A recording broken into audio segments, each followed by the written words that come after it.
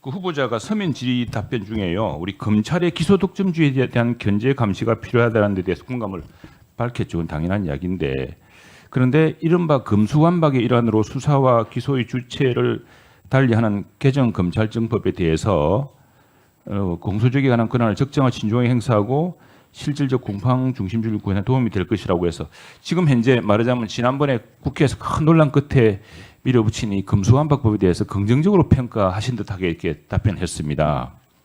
물어볼게요. 법관으로서 수호해야 할 정의에는 결과적 정의뿐 아니라 절차적 정의도 포함되지요. 네, 당연히 포함됩니다. 네.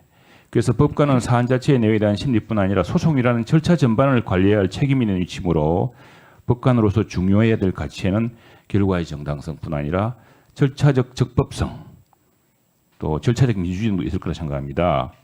아마 후보자께서 국회 논의 과정을 못 보셔서 아마 그랬었다고 생각을 하는데 그 서면 답변에서 취지에 공감한다고 밝히신 이른바 검수완박 법안의 입법 과정 지켜보셨습니까 혹시? 입안 과정? 네, 제대로는 못 봤습니다. 못 봤죠. 네, 설명드릴게요. 당시 민주당에서는 소위 말하는 회기 쪼개기, 위장 탈당 등의 편법적 수단을 동원하여서 해당 법안을 통과시켰습니다. 이에 대해서 헌법재판소는 국회의 자율권을 존중하여 해당 법안의 효력을 무효화시키지는 않았지만 입법 절차에 국회법뿐만 아니라 헌법상 다수결의 원칙, 즉 헌법 제49조를 위반했다고 판단하며 이와 같은 편법적 그렇게 판단했습니다. 그래서 편법적 수단에 대한 면죄부를 준 게 아닙니다. 다만 입법부에서 국회에서 일어난 일이기 때문에 어쩔 수 없다라고 이제 수긍한 것이죠. 당시 헌법재판소 결정문을 보면은요, 법사위원장이 회의 주재자의 중립적인 지위에서 벗어나 조정위원회에 관해 미리 가결 조건을 만들었다.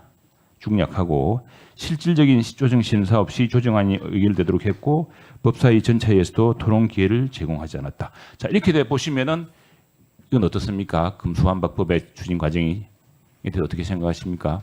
네, 그 절차적으로 문제가 있어서 헌법재판소까지 가서 심판을 받았던 것으로 알고 있습니다. 그렇습니다. 절차적 정의에 대한 가치 또한 결과적 정의 못지않게 수호해야 할 책임이 있죠. 네, 맞습니다. 예. 그래서 절차에 대해서는 문제가 있다고 보시는 거죠? 검수완박 입법 법안 제가 쭉 설명해드린 내용에 대해서는. 네, 아무래도 매끄럽지는 않았던 예. 것 같습니다. 그리고 절차성 위법 의지가 있는 법안에 대해서 그 내용과 취지에 공감한다는 답변은 자칫 그 절차에 대해서도 면죄부를 줄 수 있다 이런 것으로 국민들의 오인을 살 수 있습니다. 이것은 대법관 후보자의 그 가치라든가 신념과는 반하는 것이죠.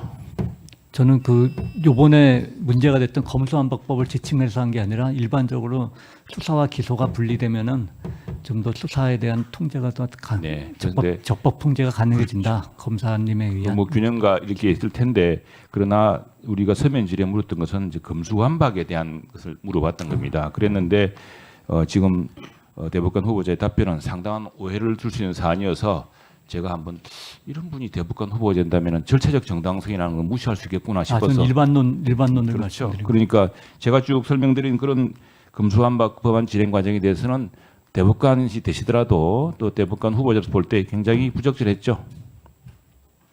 네, 아무튼 매끄럽지는 않게. 네. 부적절했습니다.